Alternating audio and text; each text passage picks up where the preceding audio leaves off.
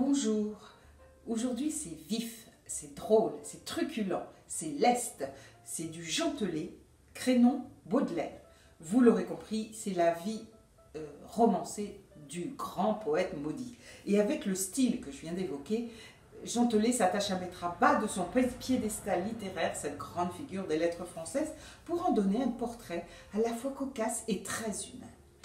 Alors, tout est juste dans ce récit. Si vous ne connaissez pas la vie de Baudelaire, allez-y, lisez ce Gentelet, vous saurez tout. Depuis l'enfance de Baudelaire et son amour immodéré pour sa mère, amour contrarié par l'arrivée d'un beau-père qui l'envoie en Inde, son retour ici à Paris, où il mène une vie dissolue, dilapide sa fortune, opium, hashish, syphilis, l'amour pour Jeanne Duval, la grande inspiratrice et de sa vie et de son œuvre, notamment Les Fleurs du Mal, amour trouble, très particulier.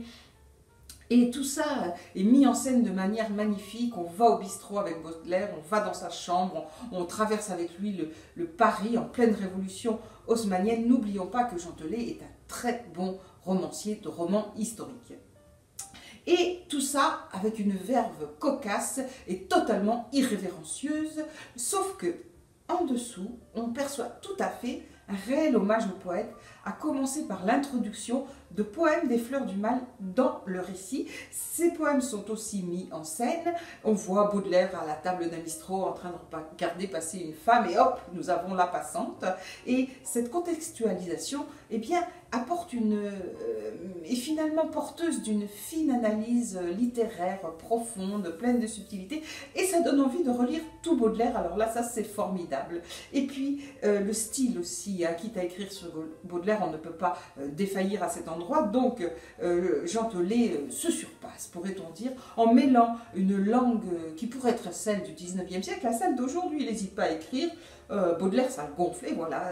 Baudelaire est un type comme les autres, enfin non, pas tout à fait, puisqu'il a quand même une énorme capacité à l'autodestruction. Autodestruction qui nourrit, qui est à l'origine, à la base, le moteur de sa créativité, qui l'amène à se surpasser, à avoir des désirs d'élévation via l'écriture, qui fascine tout à fait Gentelet.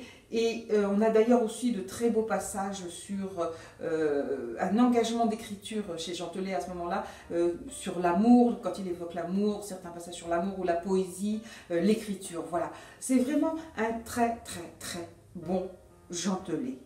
Crénon, Baudelaire.